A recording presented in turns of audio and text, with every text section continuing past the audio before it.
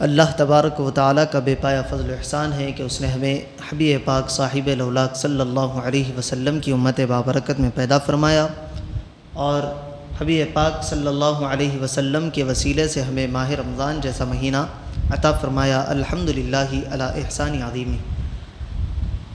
اس مہینے میں اللہ تبارک و تعالیٰ نے ہم پر روزے فرض کیے، اور روزے فرض کرنے کا مقصد اللہ تبارک و تعالیٰ نے قرآن میں ارشاد فرمایا کہ اے ایمان والو، اللہ سے ڈرو، اور تم پر روزے فرض کیے گئے ہیں جس طرح پچھلی امتوں پر بھی روزے فرض کیے گئے تھے۔ روزے کا مقصد کیا ہے؟ لعلکم تتقون، تاکہ تم پرہیزگار بن جاؤ، تاکہ تم متقی بن جاؤ، تاکہ تمہارے اندر تقوی آ جائے۔ تقوی کہتے کسے ہیں؟ یہ ایک اہم سوال ہے۔ تقوی کا معنی ہے اللہ سے ڈرنا۔ اللہ سے ڈرتے ہوئے اپنی زندگی کو گزارنے والے کو متقی اور پرہیزگار کہا جاتا ہے۔ اس کی مثال ہمارے آتے، وہ انسان اپنے کپڑوں کو سنبھالتا ہے، اپنے کپڑوں کو سمیٹ لیتا ہے تاکہ نہ ادھر سے کانٹے لگے نہ ادھر سے کانٹے لگے اور اس کے کپڑے خراب نہ ہو۔ بزرگان دین فرماتے ہیں کہ بندہ دنیا میں رہے تو اس طرح رہے کہ وہ اپنے آس پاس ہمیشہ دیکھتے رہے کہ وہ کیا کر رہا ہے، جس کی وجہ سے اس کی ابدی زندگی جو آخرت کی زندگی ہے وہ خراب نہ ہونے پائے۔ اس طرح احتیاط کے ساتھ وہ زندگی گزارے، اپنے آپ کو گناہوں سے بچاتا ہوا اپنی زندگی کو گزارتا چلا جائے۔ اسی کو علماء کرام نے تقوی کی مثال دی۔ اللہ تبارک و تعالیٰ یہی ہم سے چاہتا ہے کہ ہم متقی بن جائے۔ متقی بننے کے لیے ہمیں احتیاط کرنا ضروری ہے۔ متقی بننے کے لیے ہمیں ہمارے اندر پرہیزگاری رہنا ضروری ہے۔ ہمارا گناہوں سے بچنا اور احتیاط کرنا یہ سب سے زیادہ ضروری کام ہے۔ تو علماء کرام نے اس مثال کے ذریعے ہمیں سمجھایا۔ اور پھر روزے سے کیا حاصل ہوتا ہے؟ حبیب پاک صلی اللہ علیہ وسلم فرماتے ہیں من صام رمضان ایمانا و احتسابا غفر له ما تقدم من ذنبه۔ جو بندہ ایمان کے ساتھ اور احتساب کے ساتھ، احتساب یعنی حصول ثواب کی نیت سے روزہ رکھتا ہے، اللہ تبارک و تعالیٰ اس کے پچھلے تمام گناہوں کو معاف فرما دیتا ہے۔ تو روزہ رکھنے سے دنیاوی فوائد بھی حاصل ہے جو آج سائنس تسلیم کر رہی ہے۔ بہت ساری بیماریوں کا علاج آج سائنس بتا رہی ہے کہ اتنے دن بھوکا رہنے سے یہ بیماریاں انسان کے جسم میں نہیں پائی جاتی۔ ایک تو دنیاوی فوائد تو اس کے ہیں، لیکن اخروی فوائد یہ ہے کہ بندے سے جو نادانستہ طور پر گناہ ہو جاتے ہیں، ان روزوں کی برکت سے اللہ تبارک و تعالیٰ ان گناہوں کو معاف اور درگزر فرما دیتا ہے۔ اسی طرح ایک اور حدیث مبارکہ میں ہے کہ ایک نماز سے دوسری نماز تک، ایک جمعہ سے دوسرے جمعہ تک، ایک رمضان سے دوسرے رمضان تک بندے کے جو صغیرہ گناہ ہوتے ہیں، جن احادیث میں گناہوں کی معافی کی خوشخبری آتی ہے ان میں صغیرہ گناہ مراد ہوتے ہیں۔ کبیرہ گناہ وہ معاف نہیں ہوتے جب تک کہ بندہ کبیرہ گناہ سے توبہ نہ کرے۔ کبیرہ گناہ کیا ہے؟ شراب پینا اور زنا کرنا، چوری کرنا، قتل کرنا اور کسی کا مال ناحق ڈبا دینا۔ تو جب تک اللہ تبارک و تعالیٰ کے حقوق پامال ہوتے ہیں تو اللہ سے جب تک بندہ توبہ نہیں کرتا کبیرہ گناہ معاف نہیں ہوتے۔ اور حقوق العباد میں کسی کا مال ڈبایا ہے، کسی کو تکلیف دی ہے، کسی کا حق کھایا ہے، تو ایسے شخص کو چاہیے کہ پہلے وہ اس بندے سے معافی مانگے، اس کے بعد پھر اللہ تبارک و تعالیٰ سے توبہ کرے، یا اس بندے کا جو حق کھایا تھا اس کو لوٹائے اور اللہ کی بارگاہ میں دعا کرے، تب جا کر کبیرہ گناہ معاف ہوتے ہیں۔ تو ان احادیث میں جو بشارت ملتی ہے وہ صغیرہ گناہوں کی ہے۔ تو حبیب پاک صلی اللہ علیہ وسلم فرماتے ہیں کہ ایک نماز سے دوسری نماز تک، اور ایک جمعہ سے دوسرے جمعہ تک، اور ایک رمضان سے دوسرے رمضان تک اگر بندہ حصول ثواب کی نیت سے، یعنی اللہ تبارک و تعالیٰ کو منانے کے لیے جستجو میں لگا رہتا ہے، تو اللہ تبارک و تعالیٰ اس کے گزشتہ گناہوں کو معاف فرما دیتا ہے۔ اور اس میں تخصیص ہے کہ بندہ کبیرہ گناہ نہ کرے، صغیرہ گناہ جو ہوتے ہیں اللہ تبارک و تعالیٰ اپنے کرم سے معاف فرما دیتا ہے۔ اب دیکھیں اس روزے سے ہمیں تقوی کس طرح حاصل ہوتا ہے، ہم کیسے تقوی کو حاصل کریں۔ مثال کے طور پر ہم اپنی زندگی میں دیکھیں کہ ہم صبح میں سحری کرتے ہیں، اس کے بعد نماز پڑھتے ہیں، اس کے بعد ہم گھر واپس چلے جاتے ہیں، ہمارے گھر میں کھانا بھی ہے، پینا بھی ہے، ہمارے چولہوں میں، کچن میں طرح طرح کی اشیاء موجود ہے، ہمارے فریج میں ٹھنڈا پانی بھی ہے، میوے بھی اس میں رکھے ہوئے ہیں، لیکن انسان ہے کہ گھر میں کوئی نہیں ہے، چار دیواری کے اندر قید ہے، لیکن وہ ایک لقمہ اٹھانے کے لیے تیار نہیں ہے۔ وجہ کیا ہے؟ وہ وجہ یہی ہے کیونکہ اللہ تبارک و تعالیٰ نے اس کو حکم دیا ہے کہ تم روزے سے رہو، صبح سحر کے وقت سے لے کر افطار تک کوئی چیز نہ کھاؤ نہ پیو، یہ اللہ نے اس کو حکم دیا ہے۔ تو اب بندے کے دل میں یہ خیال رہتا ہے کہ اللہ تبارک و تعالیٰ مجھے دیکھ رہا ہے، وہ گھر کی چار دیواری کے اندر ہے، ظاہری طور پر اسے دیکھنے والا کوئی نہیں ہے، وہ کھا لے پی لے تو باہر آ کر کوئی ڈھنڈورا پیٹنے والا بھی موجود نہیں ہے، لیکن بندے کے دل میں جو یہ خیال ہے کہ اللہ مجھے دیکھ رہا ہے، یہی تقویٰ ہے، یہی اصل تقویٰ ہے، یہی اللہ تبارک و تعالیٰ ہم سے چاہتا ہے۔ وہ اللہ جو آپ کو ماہ رمضان میں روزے کی حالت میں دیکھ رہا ہے، کیا وہ اللہ ہم سے دیگر 11 مہینوں میں نہیں دیکھتا؟ کیا اللہ ہم سے نظر کو اٹھا لیتا ہے یا اللہ نہیں دیکھ سکتا؟ ایسی تو کوئی بات نہیں نا۔ اللہ تبارک و تعالیٰ قرآن میں ارشاد فرماتا ہے کہ وہ ہماری شہرک سے زیادہ قریب ہے، اور ایک جگہ فرماتا ہے کہ جب تم مانگتے ہو میں تمہیں عطا کرتا ہوں۔ وہ ہماری دعاؤں کو، ہماری پکاروں کو ہر وقت سن رہا ہے، ہر وقت ہمیں دیکھ رہا ہے۔ تو بندے کے پاس وہ کیا چیز ہے جو رمضان میں اس کے دل میں اللہ کا خوف پیدا کرتی ہے، اور رمضان کے بعد اس کا دل خوف الہی سے دور ہو جاتا ہے؟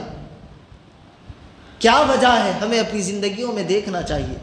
یہی انسان ہے جو رمضان کے اندر خدا کے خوف سے کھانے پینے سے رکتا ہے، یہی انسان ہے جس کے پاس حلال بیوی ہے، وہ مباشرت کر سکتا ہے، اس کے ساتھ ملاقات کر سکتا ہے، لیکن اللہ نے حکم دیا کہ رمضان میں روزے کی حالت میں بیوی سے ملاقات نہ کرو۔ وہ دل میں چاہت ہونے کے باوجود اللہ کے ڈر سے، اللہ کے خوف سے، اللہ کے حکم پر عمل کرتے ہوئے وہ اپنی بیوی کے قریب نہیں جاتا، وہ اپنی خواہشات کا اظہار نہیں کرتا۔ اور یہی بندہ کیوں رمضان کے بعد غیر محرموں کی طرف اپنی نگاہیں ڈالتا ہے؟ انسان کو اپنا محاسبہ کرنے کی ضرورت ہے۔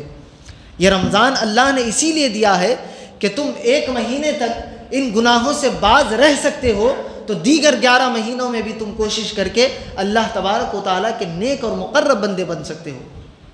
روزے کا اصل مقصد یہی ہے کہ تمہارے اندر تقوی کو پیدا کیا جائے، تمہارے اندر پرہیزگاری آ جائے، تمہارے اندر اللہ کا جو ڈر ہے وہ ظاہر ہو جائے۔ جو رمضان میں ہوا کرتا ہے وہی ڈر تمہارے اندر دیگر 11 مہینوں میں ہوگا، تو پھر تم فلاح پا جاؤ گے، تم کامیاب ہو جاؤ گے، تمہارے لیے دنیا بھی آسان کر دی جائے گی، تمہارے لیے آخرت کی منزلیں بھی بہت زیادہ آسان اللہ تبارک و تعالیٰ کر دے گا۔ تو یہ رمضان ہمیں جھنجھوڑ رہا ہے کہ جو اعمال تم دیگر 11 مہینوں میں کر رہے ہو، ان اعمال سے تم اس مہینے میں بچ رہے ہو، تو تمہارے اندر سکت ہے، تمہارے اندر یہ قوت ہے، یہ طاقت ہے کہ تم اپنے نفس کو کنٹرول کر سکتے ہو، تم اپنے آپ پر قابو پا سکتے ہو، تم اپنے آپ کو گناہوں سے بچا سکتے ہو، تم ایک نئی زندگی کی طرف اپنے آپ کو لے جا سکتے ہو۔ تو تمہیں کوشش کرنی چاہیے۔ ہمارے پاس حال یہ ہوتا ہے، ابتدائی دنوں میں مسجدیں بھری ہوتی ہے، ابتدائی دنوں میں ہمارے پاس تراویح کا شوق ہوتا ہے، ابتدائی دنوں میں فجر میں مسجدیں بھر جاتی ہے، لیکن جیسے جیسے وقت جاتا رہتا ہے، ہم رمضان کے اختتام کی طرف جاتے رہتے ہیں، ویسے ویسے مسجدیں ہماری صفوں سے کم ہوتی جاتی ہے، مصلیوں کی تعداد میں کمی آتی جاتی ہے۔ کیا وجہ ہے؟ کیونکہ ہم نے جو اصل روزے کا مقصد ہے اس کی طرف توجہ نہیں دی۔ جو روزہ ہمارے لیے پہلے دن آیا تھا وہی روزہ رمضان کے آخری دن بھی ہوگا، اتنا ہی وقت ہمیں کھانے پینے سے رکنا ہے، وہی احکام کو ہمیں فالو کرنا ہے، لیکن ہمارا جو نفس تھا وہ نفس ہمیں اس طرف متوجہ نہیں کرتا۔ ایک جو سب سے زیادہ بڑا دشمن تھا شیطان کو، اس کو اللہ نے قید کر دیا، لیکن جو ہمارے ساتھ ہمیشہ رہنے والا ہمارا نفس ہے وہ ہمیں اس طرف مائل ہونے نہیں دیتا، کیونکہ ہم نے دیگر 11 مہینوں میں شیطان کی پیروی میں اس نفس کو لگایا ہے۔ اور جیسے ہی شیطان بند ہوتا ہے، رمضان کی آمد کے ساتھ انسان کے دل میں خوشی ہوتی ہے، جستجو ہوتی ہے، وہ جستجو کو لے کر کچھ دن تک مسجد میں آتا ہے، لیکن اس کے بعد پھر اس کا نفس اس کو بہکانے لگتا ہے، گناہوں کی طرف لے جانے لگتا ہے۔ تو ہمیں کوشش کرنی چاہیے کہ ہم اپنی نفس کی نہ سنیں بلکہ اللہ تبارک و تعالیٰ کی سنتے ہوئے اس مہینے میں اپنے آپ کو نمازوں کا پابند بنائے، اپنے آپ کو تقوی کے اعلیٰ معیار پر پہنچانے کی کوشش کرے۔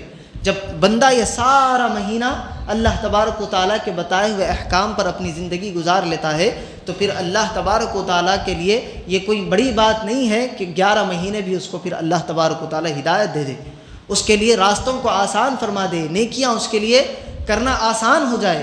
یہ اللہ تبارک و تعالیٰ کی بارگاہ میں بندہ اگر پہنچنا چاہتا ہے تو اللہ تبارک و تعالیٰ اس کے لیے ان راستوں کو آسان کر دیتا ہے۔ اسی طرح پھر روزہ رہنے والے کے لیے حبیب پاک صلی اللہ علیہ وسلم فرماتے ہیں کہ بے شک تمہارا پروردگار فرماتا ہے، یعنی یہ حدیث قدسی ہے، اللہ فرما رہا ہے، زبان حبیب پاک کی ہے کہ ہر نیکی کا اجر 10 گنا سے 700 گنا تک بڑھا دیا جاتا ہے۔ اس مہینے میں ایک نیکی کا اثر 10 سے لے کر 700 گنا تک بڑھا دیا جاتا ہے، اور روزہ خالص میرے لیے یعنی اللہ کے لیے ہے اور میں ہی اس کا صلہ عطا کرتا ہوں، یعنی دیگر عبادات ہے وہ بھی اللہ کے لیے ہے، لیکن جب بندہ نماز پڑھتا ہے تو اس کی حیثیت سے انسان کو دوسرے دیکھنے والے کو پتہ چلتا ہے کہ یہ انسان نماز پڑھ رہا ہے۔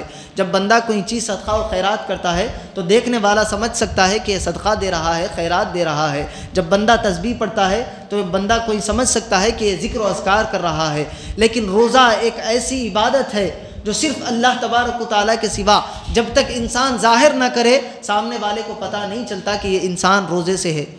تو روزہ خالص اللہ تبارک و تعالیٰ کے لیے ہے، اور روزے کی جزا صرف اللہ تبارک و تعالیٰ ہی عطا کرنے والا ہے۔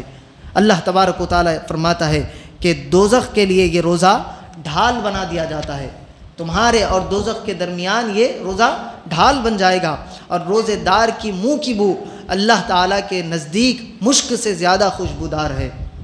یہ ظاہری طور پر ہمیں بدبو نظر آتی ہے، اب خالی معدے کے خالی رہنے کی وجہ سے جو بو پیدا ہوتی ہے، یہ اللہ کے نزدیک سب سے زیادہ خوشبودار عطر سے زیادہ اللہ تبارک و تعالیٰ کے نزدیک اس بو کا مقام ہے۔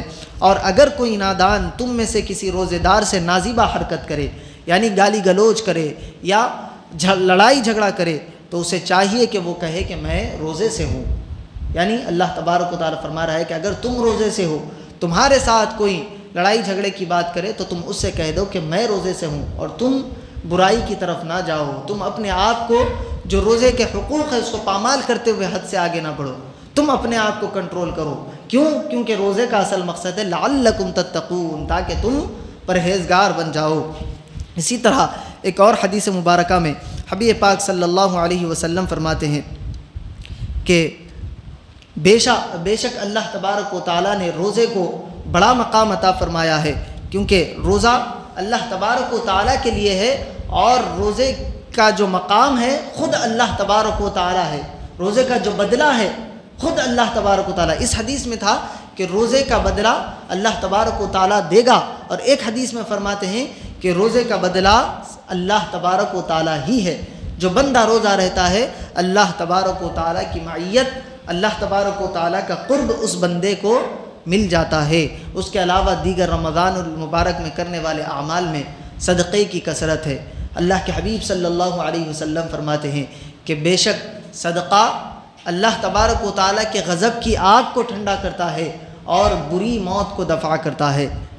اور ایک حدیث مبارکہ میں ہے کہ بے شک صدقہ اور صلہ رحمی یعنی صدقہ دینا اور اپنے رشتہ داروں کے ساتھ محبت کا معاملہ رکھنا، اپنے دوست و احباب کے ساتھ، اپنے پڑوسیوں کے ساتھ اچھا سلوک کرنا، یہ چیزیں اللہ تبارک و تعالیٰ اس سے آپ کی عمر میں اضافہ فرماتا ہے اور بری موت کو اللہ تبارک و تعالیٰ دفع کرتا ہے۔ تو صدقے کے بے شمار فوائد ہے۔